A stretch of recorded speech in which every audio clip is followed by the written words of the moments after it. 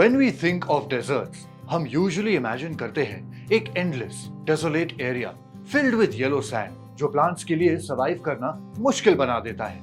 ये extreme environment लोगों के लिए इजी बना देता है to associate it with harsh living conditions. लेकिन Dalad Banner desert Inner Mongolia China में एक इनक्रेडिबल ट्रांसफॉर्मेशन हुआ है। उन्होंने 1.2 मिलियन रैबिट्स को डेजर्ट में रेज किया, जिसने ना सिर्फ डेजर्टिफिकेशन प्रोसेस को रिवर्स कर दिया बल्कि लोकल लोगों को प्रॉस्परस लाइफ पाने में भी मदद की है। सिर्फ कुछ सालों में ये सैंडी लैंड ट्रांसफॉर्म हो गए हैं into an oasis full of life and greenery. तो कौन से टाइप के रैबिट ने इतना बड़ा मिरेकल क्रिएट किया in such a short period of time? क्या स्टोरी है इसके पीछे? चलिए जानते हैं। अगर आपको हमारा वीडियो कंटेंट पसंद आए तो please click to subscribe to my YouTube channel ताकि आप हमारे लेटेस्ट वीडियो कंटेंट रिसीव कर सकें।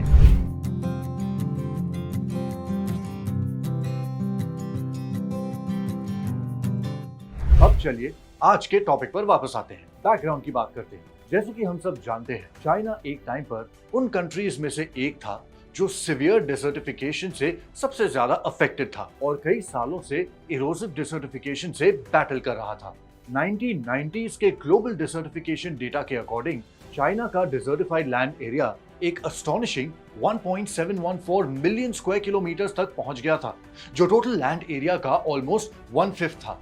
यह नंबर टाइम के साथ बढ़ रहा है। 21st सेंचुरी में एंटर करते ही चाइना का डिसर्टिफिकेशन एरिया हर साल 10,400 स्क्वायर किलोमीटर की रेट से एक्सपैंड हो रहा था। 2015 तक चाइना का desertified land area 2.62 million square kilometre तक बढ़ गया था, जो पूरे कंट्री का 1/3 एरिया था। ऐसे सिवियर सिचुएशन को देखते हुए चाइना ने आइडल बैठना सही नहीं समझा, क्योंकि चाइना अच्छी तरह जानता है कि एक्टिवली रिस्पॉन्ड करना और डिसर्टिफिकेशन कंट्रोल करना सिर्फ उसकी रिस्पॉन्सिबिलिटी नहीं है, बल्कि ग्लोबल इकोलॉजिकल एनवायरनमेंट के लिए भी उनका एक रिफ्लेक्शन है। इसीलिए चाइना ने कुछ एक्शंस और प्लान्स लॉन्च किए टू प्रिवेंट एंड कंट्रोल डिसर्टिफिकेशन। तो चाइना ने डिसर्ट्स कंट्रोल करने के लिए कौन से स्पेसिफिक एक्शंस लिए हैं?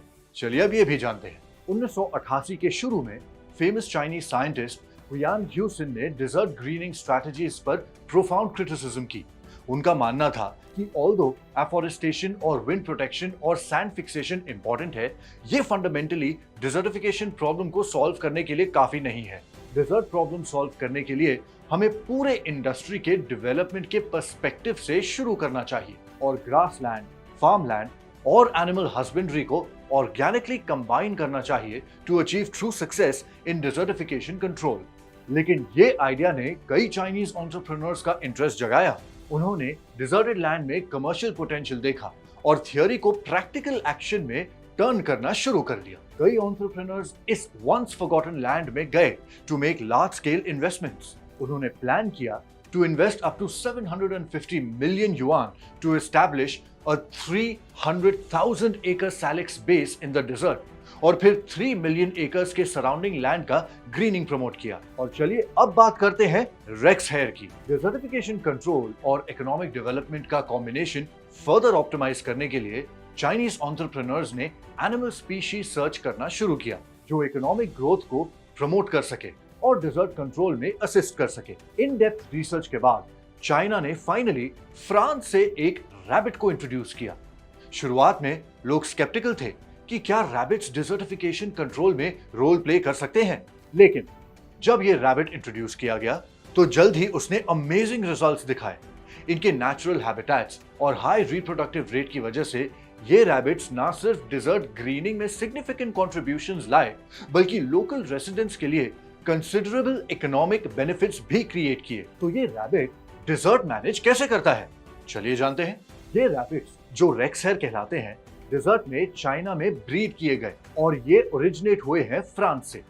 ये लार्ज शॉर्ट हेयर रैबिट्स हैं। इस तरह के रैबिट्स के लिविंग एनवायरनमेंट के लिए एक्सट्रीमली हाई रिक्वायरमेंट्स होते हैं। ये ड्राई और क्लीन लिविंग कंडीशंस प्रेफर करते हैं, जो ड्राई डिसर्ट्स को उनके लिए आइडियल हैबिटेट बनाता है। डिसर्ट में रेक्स हेयर अपने यूनिक इकोलॉजिकल हैबिट्स दिखाता है।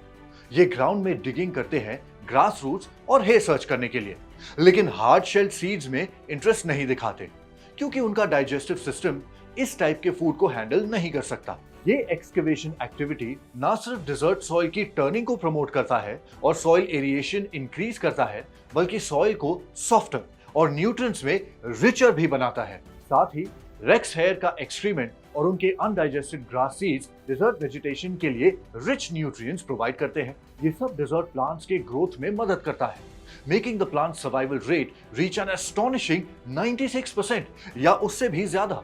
ये कहा जा सकता है कि डेजर्ट रेक्स हेयर का पैराडाइज है और डेजर्ट में रेक्स हेयर ब्रीड करना चाइनीज साइंटिस्ट के लिए सबसे वाइज चॉइस है। जो वर्थ मेंशनिंग है वो ये भी है कि ये रेक्स हेयर ना सिर्फ अमेजिंग अडेप्टेबिलिटी दिखाता है, बल्कि इसका रिप्रोडक्शन रेट कन्वेंशनल एनिमल्स का 25 टाइम्स है और ये एक साल में लगभग 40 बेबी रैबिट्स ब्रीड कर सकता है। अब तक चाइना ने डेजर्ट में 1.2 मिलियन से ज्यादा रैबिट्स ब्रीड किए हैं, जो डेजर्ट मैनेजमेंट को इजियर बनाते हैं। नेचर में की रोल प्ले करने के अलावा रेक्स हेयर एक डेलिकेसी बन गया है टेबल पर, और उसका रैबिट फर एक हाई क्वालिटी मटेरियल है for making high end clothing such as fur coats. एक प्लांट जो डेजर्ट में ग्रो करता है न सिर्फ सैंड को इफेक्टिवली फिक्स करता है और विंड प्रिवेंट करता है, बल्कि रेक्स हेयर को एक nutrient rich food source provide करता है। ये कॉम्बिनेशन ऑफ फॉरेस्ट्री, ग्रासलैंड और डेजर्ट एग्रीकल्चर ने एक म्यूचुअली बेनिफिशियल और win win integrated industrial chain create किया है,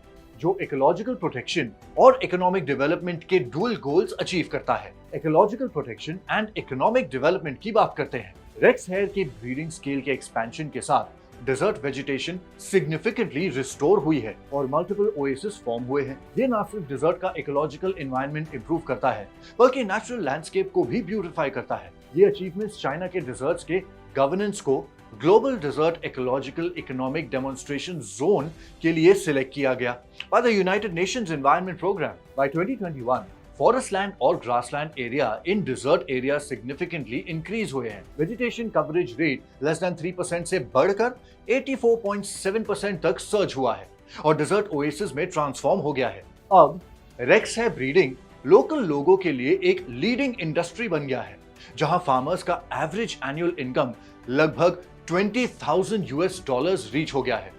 एस्टिमेट है कि बाय 2025 चाइना के डिजर्ट्स में रैबिट्स का नंबर 1.8 मिलियन एक्सीड कर जाएगा। इसके अलावा डाइवर्सिफाइड इंडस्ट्रियल चेन जो रेक्स हेयर के अराउंड सेंटर्ड है, इंक्लूडिंग इकोलॉजिकल ब्रीडिंग और tourism culture, local economic development के लिए स्ट्रॉन्ग सपोर्ट प्रोवाइड करता है।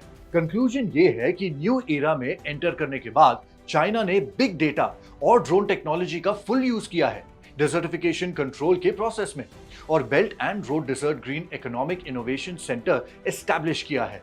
इन इनोवेटिव मेथड्स ने डिजर्ट एनवायरनमेंट को इफेक्टिवली इंप्रूव किया है, making it a model city for desert management in China. China's continuous efforts in afforestation सिर्फ इकोलॉजिकल एनवायरनमेंट के रिकवरी के लिए ही नहीं, बल्कि ग्रीन इकोनॉमी के पोटेंशियल के प्रोफाउंड इनसाइट पर बेस्ड है। एनवायरमेंटल प्रोटेक्शन और इकोनॉमिक डेवलपमेंट के कॉम्बिनेशन की ये स्ट्रैटेजी टैंजिबल इकोनॉमिक बेनिफिट्स लाई है चाइनीज पीपल के लिए और वर्ल्ड वाइड रिकॉग्निशन और प्रेज जीती है। तो अगर आपके मन में इस टॉपिक को लेकर कोई भी सवाल है या फिर कोई भी ओपिनियन है, हमें कमेंट सेक्शन में जरूर लिख के बताइएगा और ऐसे और दिलचस्प वीडियोस देखने के लिए फ्रीडम ऐप को सब्सक्राइब भी जरूर कीजिएगा। Until then, happy farming!